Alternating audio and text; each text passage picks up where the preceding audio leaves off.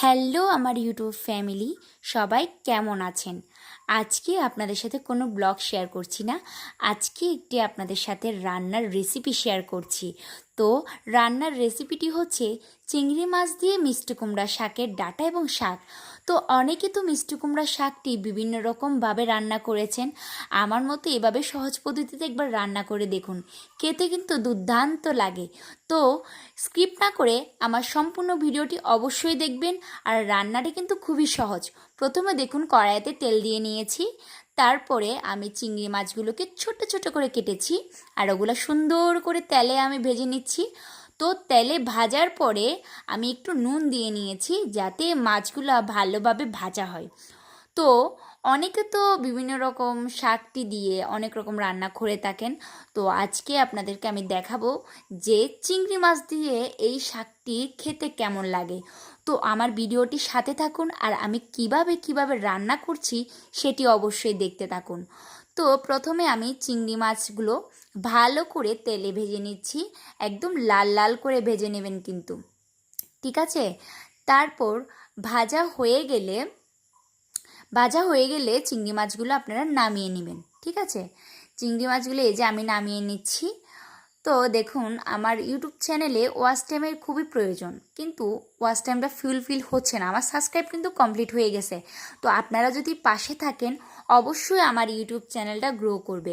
আমিও কথা দিলাম আপনাদের চ্যানেলে পাশে থাকব, কিন্তু আমাকে অবশ্যই প্রত্যেকটি ভিডিওতে লাইক কমেন্ট করতে হবে। তো দেখুন, প্রথমে আমি চিংড়ি মাছগুলো ভেজে নিয়েছি। এখন ওই তেলের মধ্যে আমি দিয়ে দিব কালো জিরা। আমি কিন্তু কালো জিরা দিয়ে এই তরকারিটি সম্বাদ দিব। তো দেখুন, আমি কড়াইতে কিন্তু কালো জিরা দিয়ে দিয়েছি, ঠিক আছে? এবার কালো জিরাগুলো যদি একটু ভাজা ভাজা হয়ে আসে, তার মধ্যে আমি দিয়ে দেব কিন্তু আলু। কারণ আলু দিলে সেটি টেস্টটা একটু বাড়িয়ে দেয় না? তো তাই আমি দিয়ে দিব আলু। তো ছোট ছোট করে আলুগুলো কেটে নেবেন, সুন্দর করে কেটে নিয়ে ধুয়ে তারপরে দেখুন আমি আলুগুলো দিয়ে দিয়েছি। এবার কালো জিরা আর আলুগুলো ভালো করে আমি ভেজে নেব। একদম বেশি লাল না, একদম মিডিয়াম আঁচে একদম ভেজে নেবেন। বেশি জাল দিবেন না কিন্তু, একদম মিডিয়াম আঁচের মধ্যে আপনি জালটা দিবেন। তো আমি কি করছি, ভালো করে আমি ভেজে নিচ্ছি। এবার ভাজা হয়ে গেলে আমি কি করব, ওই লাউয়ের ডুগাটি আগে দিয়ে দিব। ডুগাটি দিয়ে একটু ভেজে নিব। ভাজার পরে ভালো করে তারপর ওই যে শাকটা আছে না, তার মধ্যে কি করব, শাকটা দিয়ে দিব। তো দেখুন, আমার এখন এটা ভাজা ভাজা হচ্ছে। কিছুক্ষণ ডাটাগুলো ভাজা ভাজা হচ্ছে, তারপর তার মধ্যে আমি শাকটি অ্যাড করে দিব।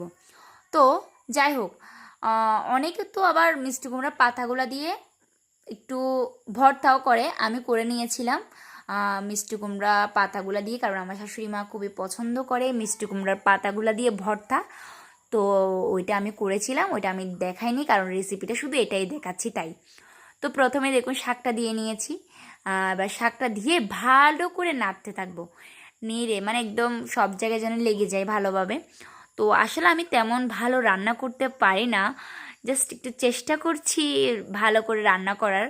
আপনারা যদি আশীর্বাদ করেন, আমি আরও সামনের দিকে এগিয়ে যেতে পারবো, আর আপনাদেরকে আরও নতুন নতুন রান্নার ভিডিও আমি আপনাদেরকে দিব।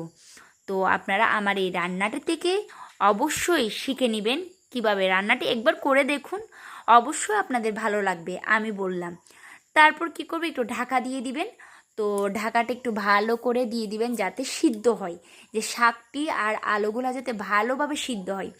সিদ্ধ হয়ে গেলে কি হবে, আপনি ঢাকাটা তুলে নেবেন। ঢাকাটা তুলে নিয়ে যে আমি কিছুক্ষণ রেখেছিলাম 5 মিনিটের মতো, এবার সিদ্ধ হয়ে নিয়েছি, কিন্তু তেমনটা কিন্তু সিদ্ধ হয় না, জাস্ট একটু ভাজা ভাজা হয়েছে।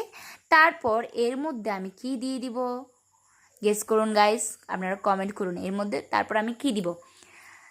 আচ্ছা যাই হোক, গেস করতে হবে না, আমি আপনাদেরকে বলেই দিচ্ছি। এর মধ্যে আমি একটু আলুটা দেখে নিচ্ছিলাম সিদ্ধ হয়েছে কিনা। আসলে জল তো দিই নেই, সিদ্ধ হবে কীভাবে, কিন্তু আমি ভাজা ভাজা করতেছিলাম। তারপর আমি এর মধ্যে দিয়ে দিব একটু হলুদের গুঁড়া, ঠিক আছে? প্রথমে আমি চিংড়ি মাছগুলো দিয়ে দিব, ঠিক আছে?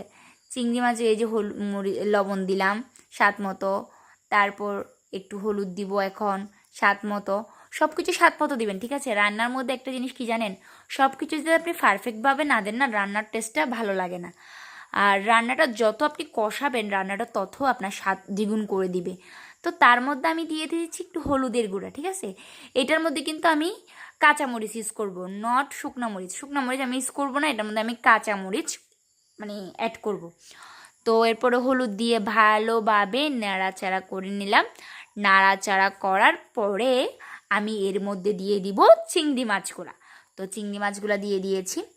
তো আপনারা চাইলে অনেক রকমের চিংড়ি মাছ দিয়ে করতে পারেন, বড় চিংড়ি দিয়ে করতে পারেন, ছোটো চিংড়ি দিয়েও করতে পারেন। আমি কিন্তু এগুলো বড় চিংড়ি ছিল তাই কেটে কেটে দিয়েছি। যদি ছোটো চিংড়ি হতো তাহলে গোটা গোটাই দিতাম। তো তারপর আমি ভালোভাবে নাড়াচাড়া করে নিলাম। এবার নাড়াচাড়া করে আমি একটু ঢাকাতে দিয়ে দেব। তো এই যে ঢাকা হয়ে গেছে। এবার 10 মিনিট পরে আমি আবার ঢাকনা খুলে জল দিয়ে দিব। তো জলটা অ্যাড না করলে তো হবে না, ঠিক না। এখানে আমি কিন্তু মরিচ দিয়ে নিয়েছি, এই যে কাঁচামরিচ দিয়ে নিয়েছি। এবার একটু জল দিচ্ছি, আরও একটু জল লাগবে কারণ কম হয়ে গেছে। তরকারিটা একটু উপরে হলে জলটা দিলে ভালো হয়, একটু কম হয়ে গেছে তাই আমি আবারও জল অ্যাড করব। তারপর আর কি আবারও আমি ঢাকা দিয়ে দিব। তো দেখতে দেখতে তো রেসিপি প্রায় শেষের দিকে। তো কারা কারা আমার ভিডিওটি সম্পূর্ণ দেখেছেন তারা অবশ্যই কমেন্ট করে জানাবেন।